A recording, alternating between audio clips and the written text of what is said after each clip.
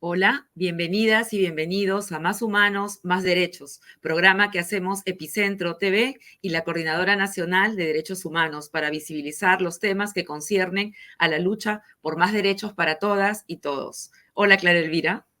Hola Jenny, un gusto estar contigo. Hoy en Más Humanos, Más Derechos hablaremos de la situación de los trabajadores, pues esta es la semana del trabajo, pero también hablaremos de el involucramiento de policías en minería ilegal, en el trabajo de depredar la Amazonía, pero también de la búsqueda de justicia para una víctima de la represión en la lucha por el proyecto minero Conga en noviembre del año 2011. Vamos a empezar así, más humanos, más derechos. El territorio de la nación One Piece está ubicado entre Amazonas y Loreto, en la frontera con Ecuador. Tiene 1.327.000 hectáreas en las que se sientan 15.000 habitantes de 22 comunidades. ¿Por qué hablamos de la nación One Piece? Porque en los últimos días ha ocurrido un hecho que debería ser insólito, pero que la realidad nos demuestra que cada vez ocurre más. Las organizaciones que cuidan de la nación One Piece, que cuidan el medio ambiente y que se protegen entre ellos, retuvieron una embarcación de mineros ilegales con 9 personas, 6 civiles y 3 policías que participaban en la operación. Esta es la historia. Ya. Dale por arriba. Para allá.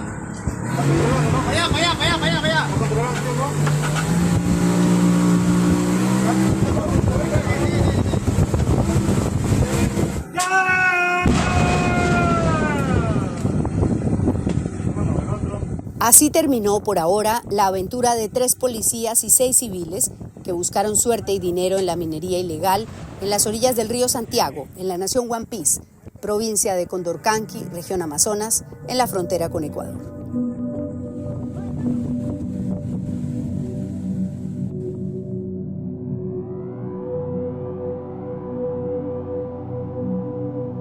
Ante la expansión de la minería ilegal que depreda la selva en las 2 orillas del río Santiago Canús hasta la desembocadura en el río Marañón, los habitantes de la nación One Piece organizaron un grupo de autoprotección denominado Grupo Charik.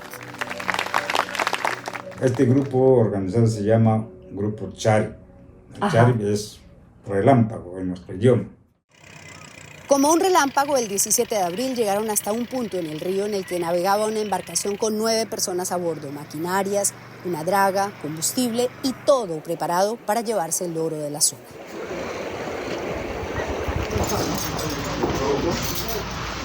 Los comuneros se llevaron retenidos a los 9 ocupantes de la embarcación, 6 civiles y 3 policías que se dirigían a la comunidad de San Antonio, a un lugar donde hay una concesión minera vinculada con uno de los policías, identificado como Isaac Rosillo. Su primo, Abner Rosillo, logró una concesión en junio del año pasado, pero no tiene permiso de explotación.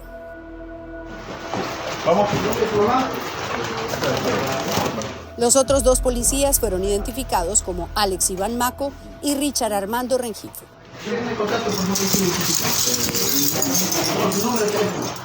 Los 3 pertenecen a la comisaría rural Los Ranchos en Piura.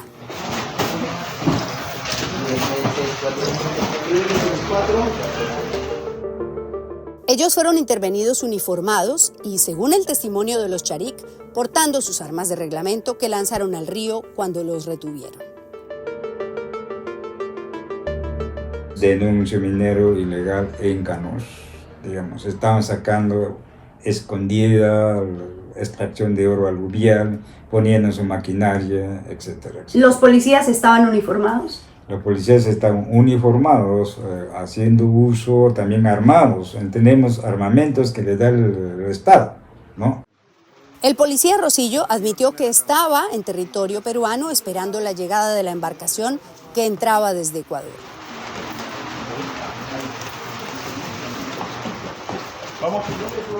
Los One Piece saben que esa es la ruta de los mineros ilegales. En Ecuador consiguen maquinaria y combustible para operar en su territorio. Los otros 2 policías, uno de vacaciones y el otro con una semana de franco, llegaron a Perú desde territorio ecuatoriano custodiando la maquinaria y el combustible. Según su propio testimonio, estuvieron en Ecuador vestidos de civil, pero cuando entraron a territorio peruano se pusieron el uniforme. Ante los Charik, declararon que no sabían que la maquinaria y los insumos se utilizaban para la minería ilegal. Los Charik mantuvieron detenidas a las 9 personas y 3 días después recibieron la visita de 20 policías que se desplazaron desde Nieva a intentar rescatar a quienes, todo indicaba, tenían la doble condición de agentes del Estado y operadores mineros. Estas imágenes registran la visita de los policías que no pudieron llevarse a sus compañeros. Gracias a la mediación del obispo de Jaén, Monseñor Alfredo Vizcarra, el miércoles pasado se logró un acuerdo en presencia del viceministro del Interior, el alto comisionado contra la minería ilegal y fiscales anticorrupción y de medio ambiente para procesar a los detenidos sindicados de minería ilegal y daño al medio ambiente.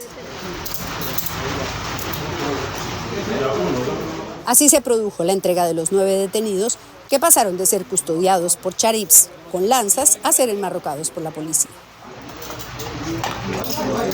Toma, dame uno más.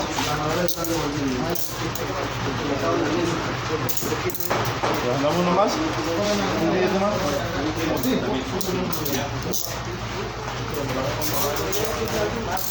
Vamos, dame uno más. El acuerdo contempló la destrucción de la maquinaria y el combustible ilegal. ¡Dale vuelta! ¡Dale vuelta! ¡A detonar! ¡Hay explosivo! Esto lo hicieron los propios comuneros.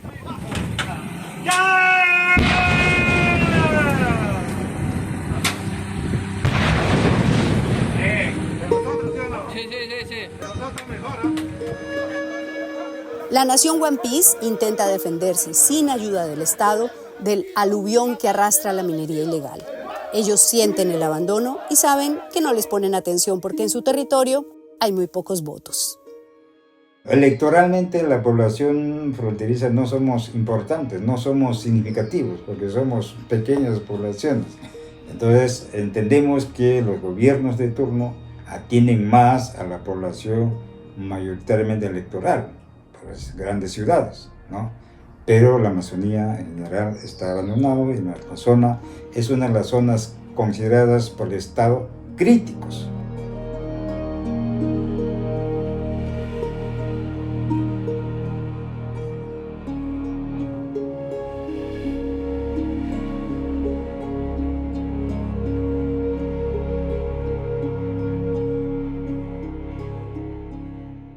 A Elmer Campos le cambió la vida radicalmente en noviembre del 2011. Mientras protestaba contra el proyecto minero Conga, recibió un balazo o una bala de fusil a cargo de efectivos de la DINOES. Desde entonces, él está postrado en una cama, parapléjico, sin posibilidad de trabajar, sin atención médica y sin que hasta ahora encuentre justicia, pues su juicio, a pesar del tiempo transcurrido, años, más de 10, recién se retoma o se inicia el juicio oral la próxima semana y pronto esperamos que encuentre sentencia, reparación que le permita atender su salud, mantener a sus hijos y, por supuesto, las garantías de no repetición para que estas situaciones no vuelvan a ocurrir y no sigamos en nuestro país contando muertos y heridos. Veamos la nota.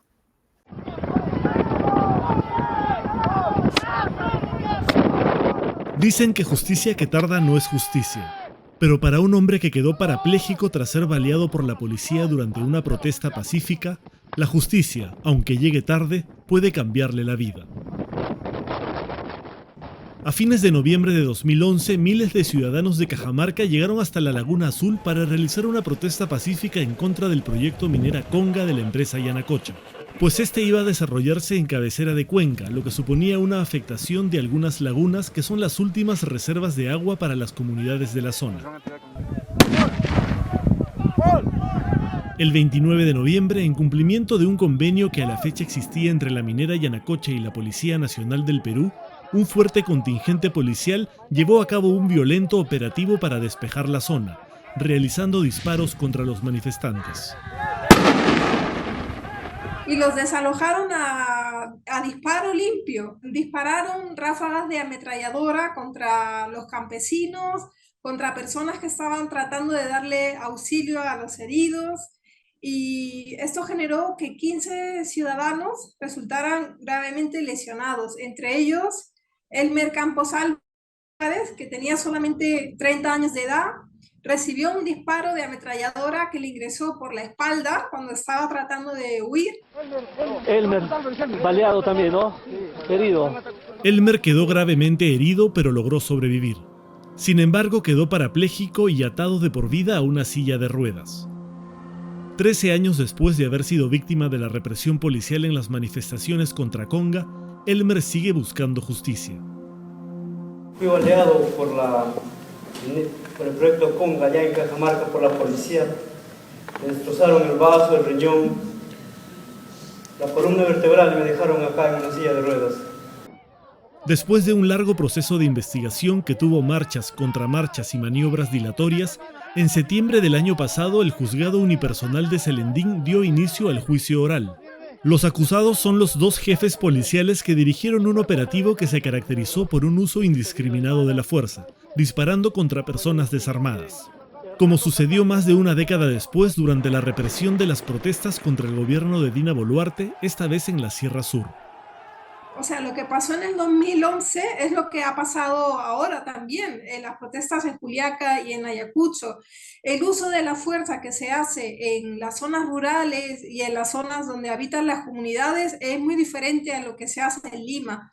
Nunca hemos visto en Lima que en una protesta se utilicen ametralladoras. Sin embargo, donde viven las comunidades campesinas y donde se desarrollan las industrias extractivas, esto es prácticamente pan de cada día, ¿no?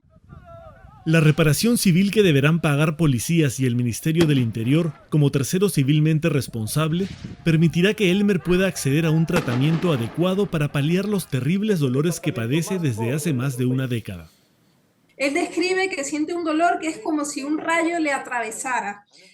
Se ha podido ver que hay una opción de tratamiento que es la colocación de un estimulador espinal. O sea, es un dispositivo que se coloca dentro del cuerpo de la persona y va liberando las sustancias analgésicas de acuerdo a las necesidades. Y eso no lo cubre el Seguro Social.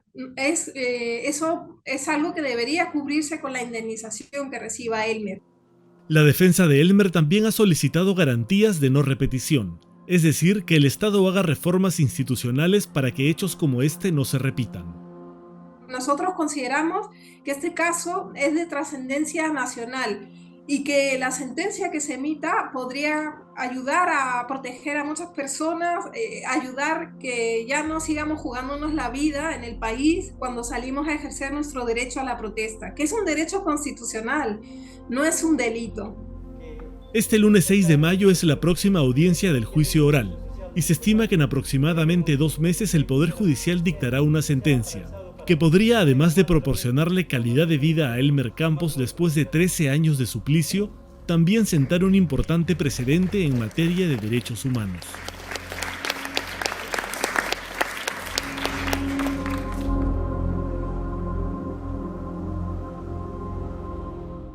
Los comuneros de Catacaos llevan 11 años defendiendo su territorio ante el acoso de la Asociación San Juan Bautista, empresa vinculada al sodalicio. El caso ha llegado al Vaticano y el propio Papa Francisco les envió recientemente un mensaje de aliento, un mensaje conmovedor. ¿Qué les dijo el Papa? Defiendan la tierra. Esto fue el mensaje del Papa. A los miembros de las comunidades campesinas de Piura, yo sé lo que les pasa a ustedes. Defiendan la tierra, no se la dejen robar. Gracias por lo que hacen. Yo desde aquí rezo por ustedes y les estoy cercano. Y con gusto les doy mi bendición. Los bendiga el Padre, el Hijo y el Espíritu Santo. Amén. Y por favor, no se olviden de rezar por mí. Coraje y adelante.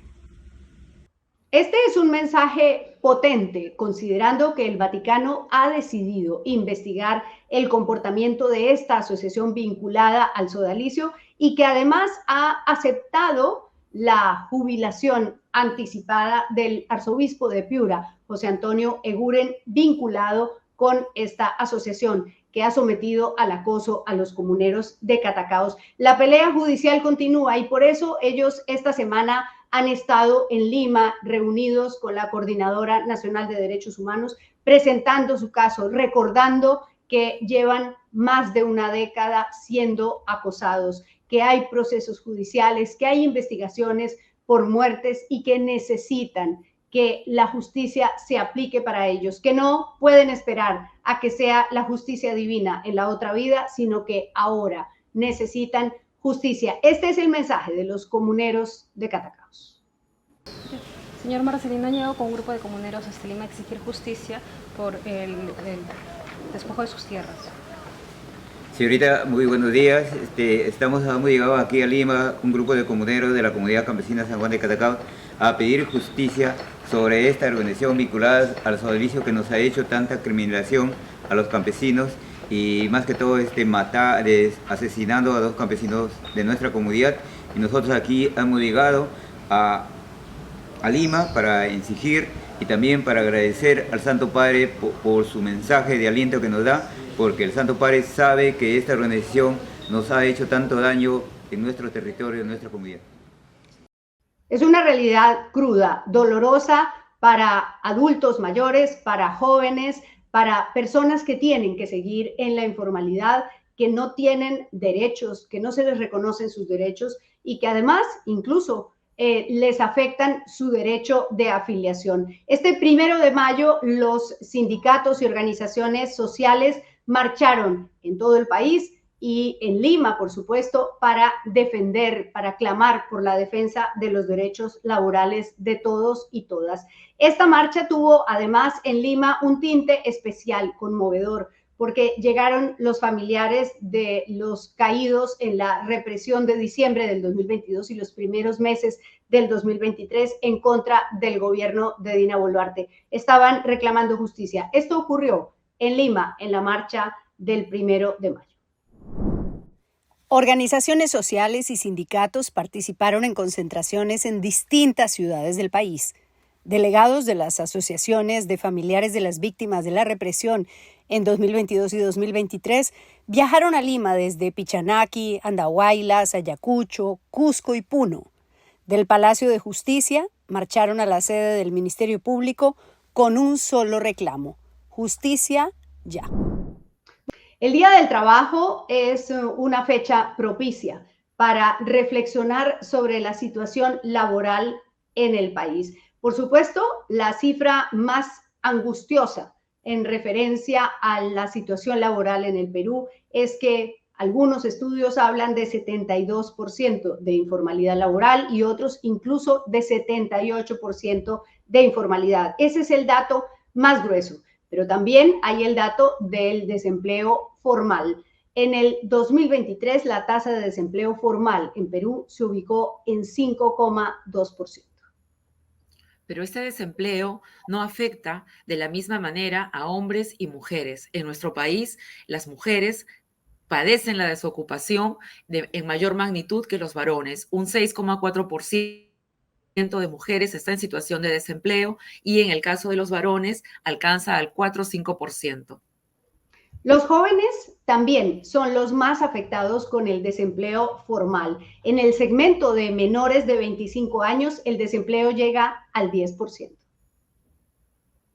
Y en el caso de los jóvenes con educación universitaria, la tasa de desempleo es del 7,2%, es decir que la matrícula universitaria no es una vacuna contra el desempleo. En ese grupo de edad, el de los menores de 25 años, la población ocupada se redujo en 8,4% en el 2023. Es decir, el año pasado hubo 233,000 jóvenes menos ocupados que en el 2022. Las ciudades con más alto índice de desempleo son Moquegua, con un 11,8%, Huancavelica, con un 10,7%, y Cajamarca y Puno, con un 9,8%. Bueno, pues los testimonios de los jóvenes que entran al mercado laboral hablan de informalidad, de acoso, de dificultades para tener estabilidad y hablan de eso tan angustioso que resulta tener la primera chamba. Y hace varios años, en mi primer trabajo, en el año 2017, fui acosada sexualmente por un varón adulto, ¿no? Yo me encontraba trabajando en la mañana, expendía productos en una tienda y este señor se me acerca y me toca las piernas. En una empresa textilera que no era, por así decirlo, una explotación laboral, ya que no cumplíamos solo las 8 horas que se requería, sino eran 12 horas a 10 horas. Y bueno, eso era uno, y lo otro era que tampoco nos pagaban las fechas indicadas. Había contratado por recibos por honorarios por 2 meses, con la promesa que iba a continuar todo el año.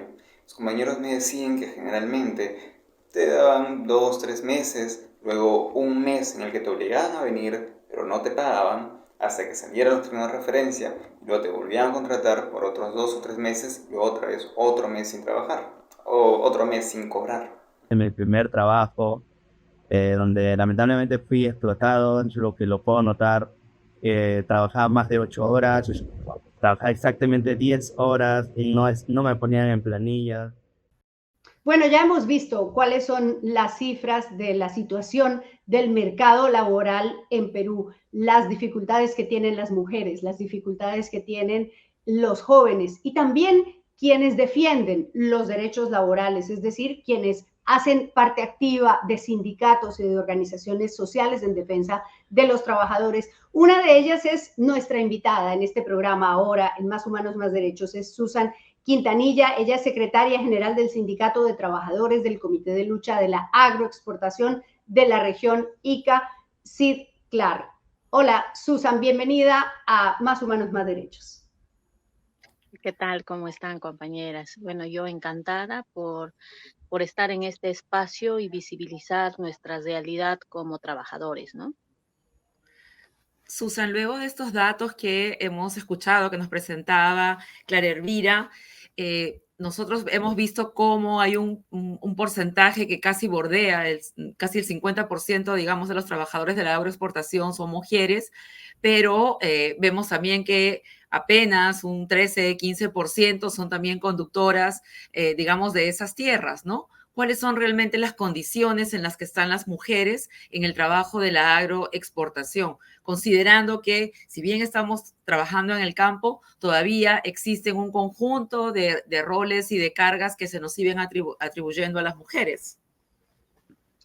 Claro, aquí en las agroexportadoras la mayoría de los trabajadores somos mujeres, ya que para las mujeres es el lugar perfecto donde nosotros nos podemos desenvolver. Se trata de habilidades con la mano, conocimiento mientras vas trabajando, entonces, y el trabajo mayormente es a destajo, a rendimiento. Según avanzas, cobras también. Entonces, por eso creo que la mayoría son mujeres y en cambio los varones tienen otros espacios como en construcción, por ejemplo, para poder trabajar.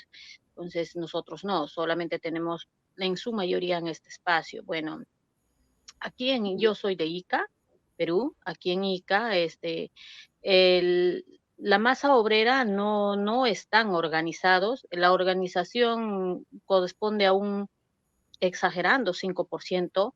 Esto tiene mucho que ver también con las políticas de repente de las empresas, donde hostigan o simplemente no contratan a personas que tienen conocimiento sobre sus derechos, que quieren dialogar con las empresas. Todavía ni siquiera están formando una organización y estas personas sí están siendo retiradas de la empresa, están siendo señaladas como problemáticos. Entonces, por esas es una de las razones que es para que los trabajadores no se puedan organizar. Lo que nosotros nos queremos organizar como trabajadores es justamente para defender nuestros derechos laborales, porque son demasiado vulnerados. Si bien tenemos normas que protegen de repente de alguna forma, estamos bajo un régimen especial, la 31110, pero estos son letras muertas. Quienes los van a defender solamente somos nosotros, los trabajadores. ¿Cómo lo defendemos? No vamos a poder defender individualmente. Tenemos que estar sí o sí organizados, pero lamentablemente eso no entiende la parte de los empresariados nos ven como enemigos, nos ven como personas problemáticas. ¿Para qué nos vamos a organizar? Entonces, si nosotros solamente defendemos derechos, nosotros no estamos queriendo ni siquiera arrancar más derechos, y entonces, ¿cómo es posible que ya vamos a causar problemas? Entonces, esto evidencia que las empresas, pues, obviamente vulneran derechos. Si ellos no vulneraran derechos, no tendrían ningún problema en que un trabajador se organice, porque la organización facilitaría tanto empresariado como trabajadores. Esto haría Efectivamente, ¿no? Se que supone que trabajemos. el proceso de negociación en bloque ayuda también al empresariado, porque ya no es que tenga que estar hablando con con cada una de ustedes por distintos lados, sino que tienen una representación, ¿no es cierto? Y eso también facilita el diálogo y el entendimiento. Y además la libertad sindical, el derecho a sindicalizarse, no solo está en los pactos y tratados, sino también en nuestra Constitución, es un derecho. Pero eso querría decir, Susan, que de alguna manera estaría también faltando, porque tú dices, los derechos están y están en la letra, a pesar de que hay un régimen especial para ustedes, pero faltaría entonces el tema de supervisión. ¿No hay una adecuada supervisión del cumplimiento de estos derechos? Por supuesto, no hay quien supervise. Se supone que el Estado debe garantizar, el Ministerio de Trabajo debe estar ahí, la SUNAFIL debe estar ahí, pero lamentablemente no es así. Cuando vas a hacer alguna denuncia por una falta laboral a la SUNAFIL, prácticamente te asustan y el trabajador desiste de hacer la denuncia, porque lejos de indicarle cómo debe seguir los trámites o los pasos a seguir para hacer una denuncia laboral, le asusta. Dice, ¿tienes la razón social? ¿Tienes cuánto tiempo tienes trabajando en esta empresa? ¿Cuáles son sus nombres de las personas que son los dueños, que son los encargados? Y un sinfín de cosas que te va a preguntar, y un trabajador, como trabajadores, nosotros no estamos enterados. Yo he trabajado aquí en Ica, hay más de 400 empresas agroexportadoras grandes. Yo he trabajado, digamos, siquiera en 100 empresas de agroexportadoras en todo este tiempo que yo llevo trabajando en este campo, y yo no conozco sinceramente quiénes son los dueños.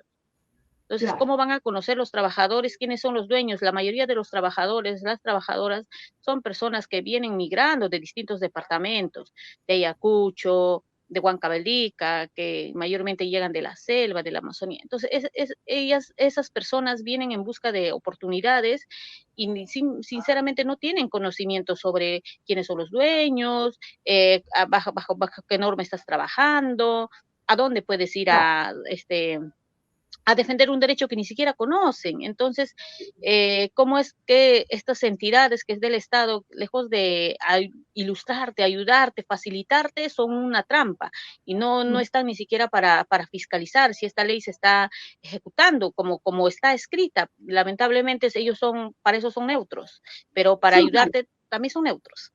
Claro, ¿qué significa trabajar a destajo? Para que quienes no han tenido que hacerlo lo entiendan. ¿Qué significa que se haga por estacionalidad y que se haga a destajo en términos de los beneficios que tiene un trabajador? Bueno, el trabajo a destajo es por rendimiento. Es un ejemplo que cuando van a podar las pasas, las plantas de uva, que es la pasa, te ponen un costo por planta. Entonces, digamos, el costo de la pasa está a $1.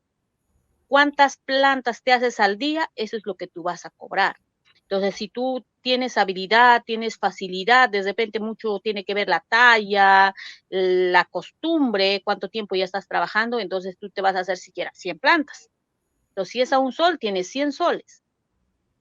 Pero hay trabajadores que recién están empezando o la planta tiene demasiada dificultad, como en el ejemplo de la poda, tienes zarcillos, está atrapado entre los alambres, tienes que pasarte jalando, entonces te has hecho solamente 40 plantas. Entonces, por eso el trabajador está subdimensionado en su esfuerzo físico, porque todos queremos llevarnos algo más a casa. Entonces, damos el 200% de nosotros. Y esto hace pues que los empresarios aprovechen de esto año tras año. Si un año costaba a $1 la planta y vio que los trabajadores lograron llegar, algunos de los trabajadores, en su minoría, a 100 plantas, entonces para el año ya no es $1 la planta, ya es 80, 70 céntimos. Si los trabajadores se siguen esforzando y siguen llegando a cobrar algo más, van a aumentar, van a menorar el costo del trabajo que nosotros hacemos. Y también hay trabajo por tarea. ¿Qué quiere decir? Que tú haces tus 50 plantas y puedes irte a la hora que tú terminas a tu casa.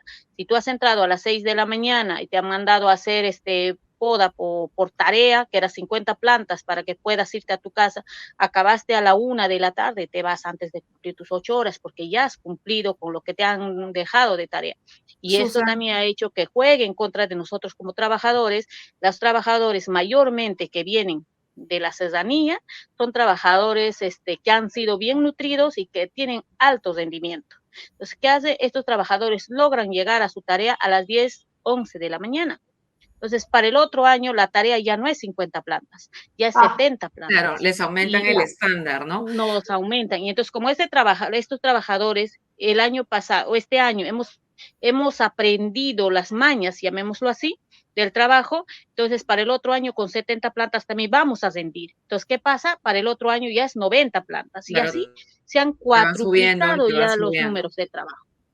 Susan, y una última pregunta para ir cerrando ya esta entrevista, solamente muy chiquita, que quisiera preguntarte, porque he leído algunos informes sobre las mujeres y la agroexportación y también mencionan que uno de los problemas también son situaciones de violencia en términos de acoso sexual que se produciría también por los capataces o por las personas que tienen que enganchar a los trabajadores a contratar. ¿Eso también es una realidad en el campo? Sí. Esta también es una realidad, el acoso sexual a las mujeres, a las señoritas sobre todo, los capataces, los encargados de campo, supuestamente para favorecerle en el trabajo, para dejarle hacer un trabajo medio mal hecho, llamémoslo así, le pide pues que salgan a comer o entre otras cosas, ¿no? Aunque de esto ya la mayoría de las empresas están capacitando para que puedan protegerse de esto. Lo que más se ve en el campo son la discriminación, porque la mayoría de las personas vienen de distintos lugares, mayormente de la sierra, y a las personas los tratan pues como personas inservibles, cholos que no sirven, sucios, no entienden, y a estas personas ni siquiera le contratan y les pagan sus beneficios. Son personas que trabajan por tercerizadores, entonces no tienen ningún tipo de beneficio. Y solo sería para recordar en todo caso lo que ella mencionaba al inicio, ¿no? A veces este prejuicio de que el trabajador o la trabajadora cuando se sindicaliza, va a significar más bien un peligro o un elemento problemático para la empresa. Y en realidad, como señalaba Susan en la entrevista, más bien si los empresarios no tienen ninguna intención de vulnerar los derechos, no hay problema, sino más bien es un beneficio y es mejor que las y los trabajadores estén sindicalizados, ¿no? Y que es también parte de uno de sus derechos. Te enviamos, Susan, un abrazo en esta semana que hemos conmemorado el Día de las y los Trabajadores y nada, a seguir luchando por más derechos. Gracias, Susan, por estar en Más Humanos, Más Derechos. Muy bien, Jenny, así llegamos al final de este programa Más Humanos, Más Derechos. Ya saben que encuentran este programa alojado en nuestra página, en nuestros canales, en nuestras redes sociales. Pueden dejarnos sus comentarios en la sección de comentarios de este video y sugerirnos temas o contarnos historias, porque vamos a estar escuchándolos y poniéndoles cuidado a lo que les interesa de lo que hablemos aquí. Jenny, muchas gracias por estar hoy conmigo. Gracias, Clara Elvira, y no se olviden también de compartir el programa y de darnos like. Hasta pronto.